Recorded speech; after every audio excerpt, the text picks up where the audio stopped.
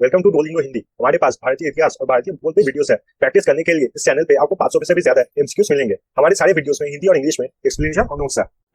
Welcome everyone. आज हम लोग मेडिकल हिस्ट्री में पढ़ेंगे शेरशाह सूरी के बारे में। तो इनके बारे में अगर बात किया जाए तो इन्होंने हुमायूं को हराया था और इंडिया में जो मुगल एम्पायर है उसको हटा दिया था और स्टार्ट किया था सूट डायनेस्टी। आप में से कोई अगर बंगाली लैंग्वेज में ज्यादा कंफर्टेबल है तो नीचे डिस्क्रिप्शन में मैं बंगाली वीडियो का लिंक दे दूंगा, वहां से जाकर आप बंगाली में सेम चैप्टर देख सकते हैं। तो स्टार्ट करते हैं आज का चैप्टर। अगर शेरशाह के बारे में बात की जाए तो उन्होंने हटाया था मुगल को और स्टार्ट किया था सूट डायनेस्टी, शेरशाह सूरी।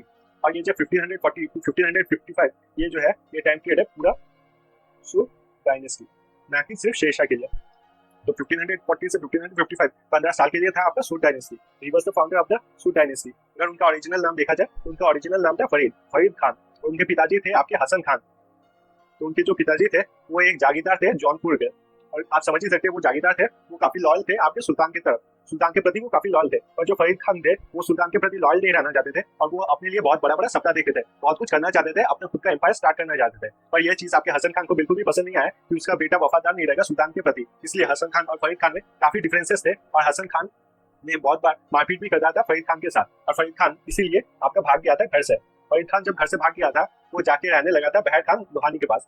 बहर खान लोहानी के पास वो काम करता था और एक दिन बहर खान लोहानी जब शिकार के लिए निकला था तब एक शेर अचानक से बहर खान लोहानी के ऊपर हमला कर देता है। उस वक्त पे फरीद खान ने उस शेर को मार गिराया था और वो भी बिना किसी हथियार के। ये चीज देख के बहर खान लोहानी ने उसको टाइटल दिया शेर खान और उसको अपना पर्सनल बॉडीगार्ड रख दिया था। तो शेर खान ने बिना किसी हथियार के एक शेर को मार गिराया था, इसलिए उसको लायन किंग ऑफ इंडिया भी बोला जाता है। लायन किंग ऑफ इंडिया बोला जाता है आपके शेर खान को। तो बहर खान लोहानी के पास वो कुछ साल बॉडीगार्ड रहा। फिर बहर खान लोहानी से अलग हो गए वो फिर से सुल्तान के पास गया। सुल्तान के मिलिट्री में उसने ज्वाइन किया और वो काफी अच्छे पोस्ट पर मिलिट्री में काफी अच्छे पोस्ट और काफी अच्छे अहदे पे उठ गया था। क्योंकि आप समझ ही सकते हैं कि ये शेर से उसने लड़ाई की थी, वो भी बिना किसी हथियार के, और शेर को मार ही रहा था। वो शेर खान जो था वो 6-7 फुट लंबा बहुत ही स्ट्रॉन्ग मसल वाला आदमी था। तो मिलिट्री में जाके भी उसको पोस्ट में उठने के लिए तकलीफ नहीं हुआ कुछ। वहां पर जाके उसने मिलिट्री और एडमिनिस्ट्रेटिव स्किल सीखा और वहां पर बहुत कुछ जान पाया मिलिट्री और एडमिनिस्ट्रेटिव स्किल के बारे में। मिलिट्री मतलब सैनिक कैसे संभालना है और एडमिनिस्ट्रेटिव स्किल मतलब जो आपका देश है या फिर आप जहाँ पर सुल्तान है उस जगह को कैसे संभालना है, इसी चीज को बोला जाता है administrative skill. Battle of Surajgarh में उसने डिफीट किया था बंगाल के सुल्तान को, जिनका नाम था आपका मोहम्मद शाह ऑफ बंगाल। तो यहाँ पर उसने बंगाल के सुल्तान को मोहम्मद शाह ऑफ बंगाल को हरा दिया था और खुद बन गया था बंगाल का रूलर और most powerful Afghan in the eastern province. अब बिहार और बंगाल दोनों उसके पास था। और बंगाल को किस बैटल में हराया था बंगाल के सुल्तान को?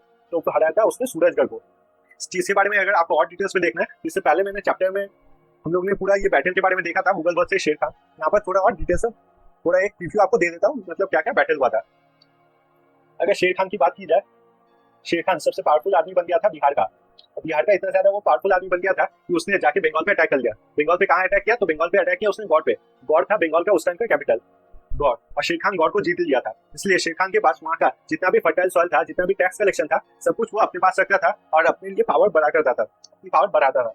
तो इस वक्त पे इंडिया का जो सुल्तान है दिल्ली सल्तनत में वो था हुमायूं। हुमायूं को जब ये बात पता चला कि उसने बंगाल को अपने पास रख लिया तो हुमायूं ने शेर खान को मैसेज भेजा कि वो बंगाल वापस कर दे मुगल को, और वो कोई भी लड़ाई नहीं चाहता हुमायूं शेर खान के पास। तब शेर खान ने और एक प्रस्ताव भेजा हुमायूं को। उसने बोला जो बिहार है, बिहार वो वापस दे देगा दिल्ली सल्तनत को, और बंगाल रखने के बदले वो हर एक साल 1 लाख दिनार जो है वो देगा आपके दिल्ली सल्तनत को या फिर हुमायूं को। पर इस चीज से हुमायूं नहीं माना, क्योंकि हुमायूं को पता था बंगाल पे इतना टैक्स कलेक्शन करके वो आस्ते आस्ते शेर खान अपनी पावर बढ़ा लेगा और फिर जाके अपनी पावर और भी बढ़ा के फिर दिल्ली सल्तनत पे अटैक करेगा। इसलिए हुमायूं इस चीज से नहीं माना और फिर जब ये बातचीत नहीं चला तो फिर दोनों का बैटल स्टार्ट हो गया, हुमायूं वर्सेस शेर खान।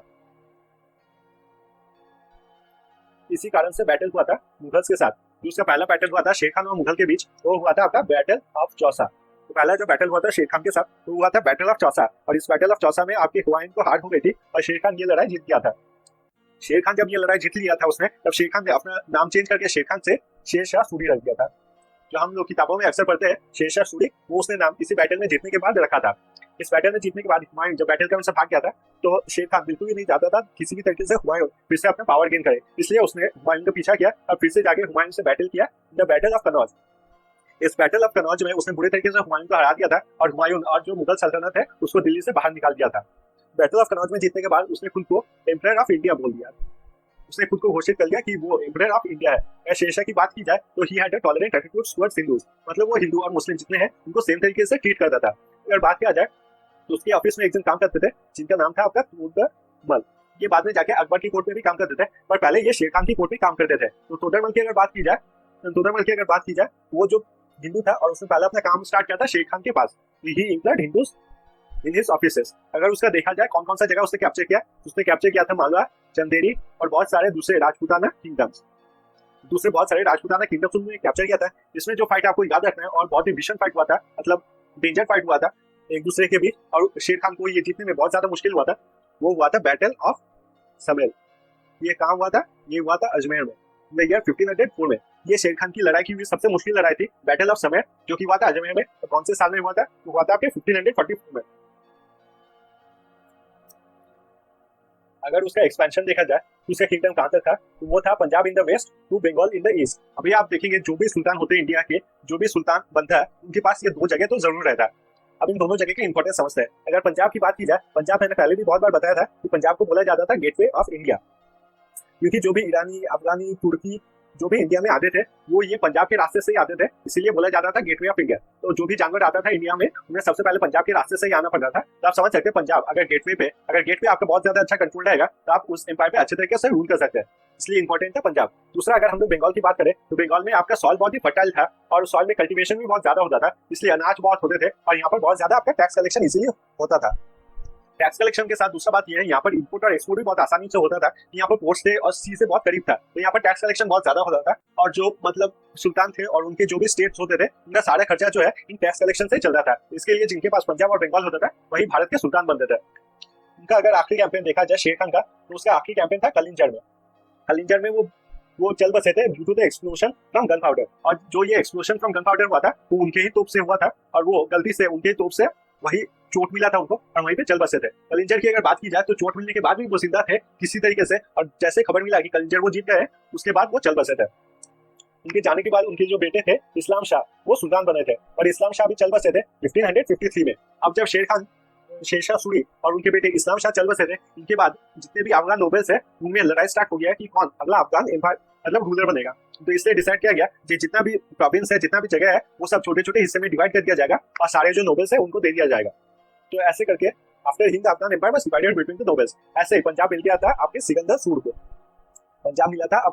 को, और इसी वक्त का इंतजार कर रहा था हुमायूं। ऐसा बोला जाता है कि लोहा जब गर्म हो तभी मारना चाहिए, और हुमायूं ने परफेक्ट टाइम पे अटैक किया था।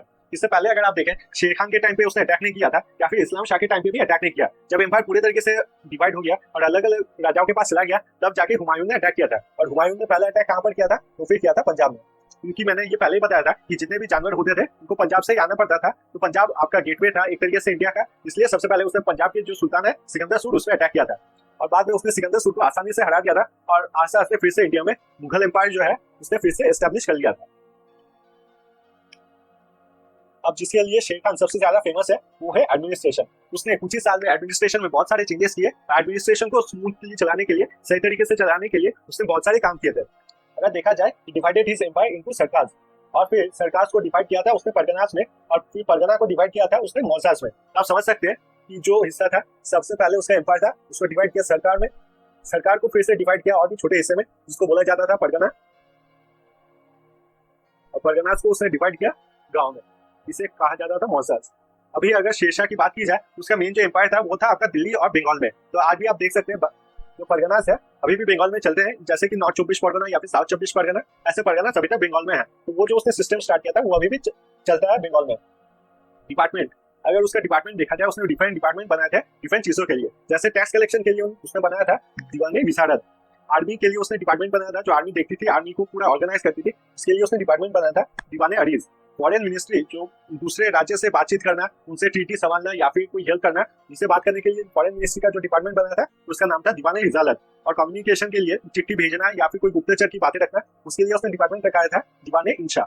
ये सारे डिपार्टमेंट उसने बनाया था।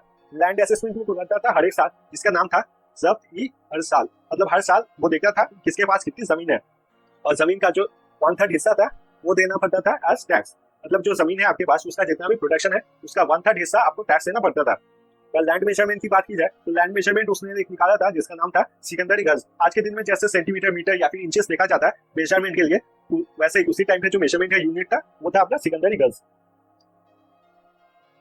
अब डॉक्यूमेंट्स के बारे में पढ़ेंगे। डॉक्यूमेंट्स की अगर बात की जाए तो मेनली वो दो डॉक्यूमेंट रखता था। पहला था पट्टा, जिसमें लिखा हुआ रहता था कि किस फार्मर के पास कितना जमीन है और किस फार्मर से कितना टैक्स कलेक्ट करना था, वो लिखा रहता था आपके पट्टा पे। और दूसरा था आपकी कबूलियत। मान लीजिए कोई किसी से उधार लेता है या फिर किसी को मदद करने का प्रॉमिस करता है, ऐसे जो वादे होते थे वो सब लिखे रहते थे आपके कबूलियत में, जो था आपका डेट ऑफ एग्रीमेंट। फिर अगर सिक्के की बात की जाए, उसने 3 सिक्के चलाए थे। पहला था आपका कॉपर का सिक्का, जिसका नाम था दाम। फिर आता सिल्वर का सिक्का, जिसका नाम है रुपया। और तीसरा है गोल्ड का सिक्का, जिसका नाम है मोहर। तो सिल्वर का सिक्का रुपया अभी भी यूज करते हैं उस चीज को, और अभी उसको नाम बदल के रख दिया है रुपीज। पर अभी भी आप अगर कॉमन भाषा में या फिर कॉमन लैंग्वेज में बात करें तो फिर अभी भी उसे रुपया बोला जाता है, ना कि रुपीज। तो फिर 4 हाईवेज की बात करेंगे जो उन्होंने बनाया था। तो हाईवे पहला जो बनाया था वो बनाया था आपके सोनागांव से हिंद तक। फिर बनाया था आपके आगरा से बरहानपुर तक। तीसरा बनाया था जोधपुर से चित्तौड़ तक। और चौथा बनाया था आपके लाहौर से मुल्तान तक। तो आप देख ही सकते हैं एडमिनिस्ट्रेशन की वजह से अगर देखा जाए तो शेर खान को बहुत ऊंचे जगह पे रखा जाता है, और यहाँ तक कि ब्रिटिशर्स ने भी उनको फॉलो किया और आज भी उनके नियम फॉलो किए जाते हैं, जैसे रुपया, फिर आपका परगना, ये सब अभी भी फॉलो किया जाता है। तो एडमिनिस्ट्रेशन के हिसाब से वो काफी ऊंचे जगह पे थे। उन्होंने हाईवेज भी बनाए, इनसे जो कनेक्शन वनेक्शन होता था, और डिपार्टमेंट्स बनाए इनका ध्यान रखने के लिए। फिर अगर बात की जाए ट्रैवलर्स के लिए उन्होंने क्या किया, जो ट्रैवलर्स होते थे उनके लिए उन्होंने बनाया था सराय, कुआं और पोस्टल सिस्टम की चिट्ठी आसानी से सभी को मिल पाए। तो उन्होंने बनाया था सराय, रहने के लिए जगह, कुआं और postal system. D5 Alauddin Khilji of दाग एंड चेहरा। अगर आपने दिल्ली सल्तनत का चैप्टर पढ़ा हो तो आपको दाग एंड चेहरा सिस्टम पता होगा। मैं यहाँ पर थोड़ा बता देता हूँ दाग और चेहरा सिस्टम था क्या। अगर दाग सिस्टम की बात की जाए तो दाग सिस्टम ये था कि जितने भी घोड़े थे जो लड़ाई में यूज किए जाते थे, उनके ऊपर साइन किया जाता था या फिर उन पे दाग दिया जाता था कि उनको आसानी से पहचाना जा सके। चेहरा सिस्टम वैसे इंसानों को पहचानने के लिए एक सिस्टम था, ताकि ऑर्गेनाइज तरीके से आर्मी को चलाया जा सके, और कितने जन आर्मी में थे और क्या क्या काम करते थे, ये सब का एक ऑर्गेनाइज तरीके से रजिस्ट्री रखा जा सके। तो यही था आपका दागा चेहरा सिस्टम। इसको चलाया था आपके अलाउद्दीन खिलजी ने पहली बार, और बाद में जाके आपके शेर खान ने भी इसको स्टार्ट किया था। He maintained a personal loyal force called खासा खेल। उनका एक पर्सनल लॉयल फोर्स आया था खासा खेल। खासा खेल में एक जो सोल्जर था उसने ये सोचा था कि वो शेर खान को मारेगा, पर वो इतना ज्यादा लॉयल था कि शेर खान को वो मारना रहे या फिर शेर खान के खिलाफ वो कुछ करना रहे, इसलिए उसने खुद को ही मार दिया था। और ये खासा खेल जो होते थे ये इतने वफादार होते थे, और ये वफादार होने का कारण भी ये था कि शेर खान हमेशा ध्यान रखता था अगर खासा खेल की कोई आदमी मर भी जाए, कोई सोल्जर्स मर भी जाए, तो उनके फैमिलीज का हमेशा ख्याल रखता था शेर खान। इसलिए खासा खेल में जितने भी सोल्जर्स होते थे वो बहुत ही लॉयल होते थे और हमेशा शेर खान के लिए अपनी जान भी हासिल करते थे। अब हम लोग देखेंगे about the art and architecture. Art and architecture की अगर बात की जाए तो फिर उन्हीं के टाइम पे मालिक मोहम्मद जय सिंह ने लिखा था पद्मापद। ये पद्मापद से ही हम लोग को पता चलता है रानी पद्मिनी के बारे में, और उन्होंने जो भी सैक्रिफाइसेस दिए थे हमको इसी किताब से पता चलता है। फिर देखेंगे अब्बास खान सरवानी, उन्होंने लिखा था तारीख ए शेरशाही। अब्बास खान सरवानी जो है उन्होंने लिखा था तारीख ए शेरशाही। अगर उन्होंने बिल्डिंग्स देखा जाए, ऐसे तो उन्होंने बहुत कुछ बनाया था, पर अगर बिल्डिंग्स देखा जाए तो उन्होंने बनाया था आपका पुराना किला, शेर मंडल और शेरशाह सूरी मस्जिद। तो ये सब उन्होंने बनाया था। इसमें जो मेजर इंपॉर्टेंट है, जो एग्जाम में बहुत बार आता है, वो है आपका पुराना किला। पुराना किला आपके ये बिल्डिंग्स में सबसे ज्यादा इंपॉर्टेंट है, ये ज्यादातर टाइम आपके एग्जाम में आता है। तो आज का वीडियो बस यहीं तक था। अगर आप लोग को ये वीडियो अच्छा लगा तो काइंडली चैनल को सब्सक्राइब कीजिए, इससे मुझे काफी ज्यादा सपोर्ट मिलता है। थैंक यू सो मच ये वीडियो देखने के लिए, और मिलेंगे अगले वीडियो में।